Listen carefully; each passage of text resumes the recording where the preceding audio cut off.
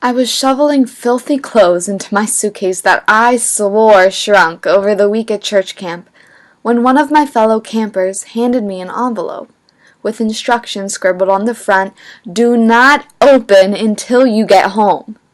She quickly explained that the letter was not from her, but from her friend, Tessa.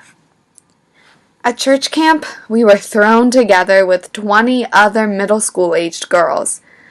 Some you would bond with, and others you would quickly forget. Tessa would have been one of those girls that faded into the back recesses of my memory after a few days. Her long brown hair fell over her face, veiling her timid smile. Her small stature and shy disposition effortlessly faded into the background. In every way, Tessa appeared utterly ordinary. When I got home, I opened her letter. Tessa's shaky handwriting told the story of how she had been badly bullied all through school, how she felt ugly, useless, and unloved, and how, when she met me for the first time in her life, she felt like she wasn't being judged. She saw the love of Christ reflected through me, and for that she was thankful. I was dumbstruck. How could I have had such a profound effect on someone without knowing it? I couldn't remember any time I had particularly reached out to her or really even talked to her.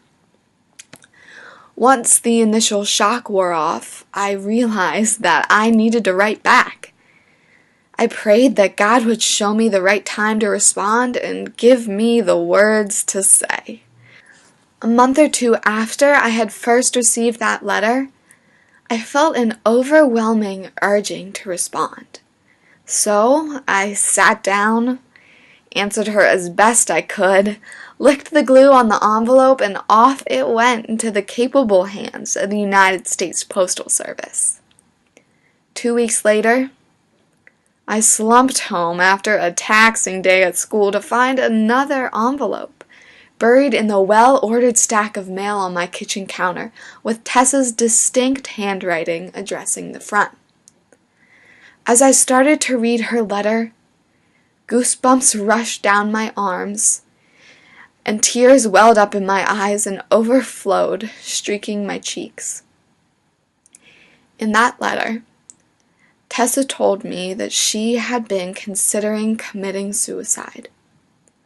She had begged God, if there was anyone who cared, if she lived to see tomorrow, to show them to her, because she didn't feel like anyone cared if she lived or she died.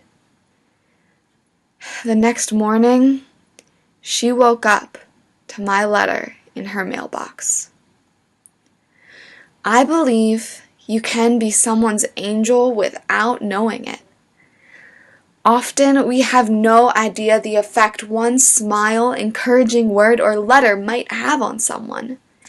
We might not know or be able to see the bigger picture or how it all fits together, but if we walk in love, there is no telling how many times you could be that wonderfully oblivious angel.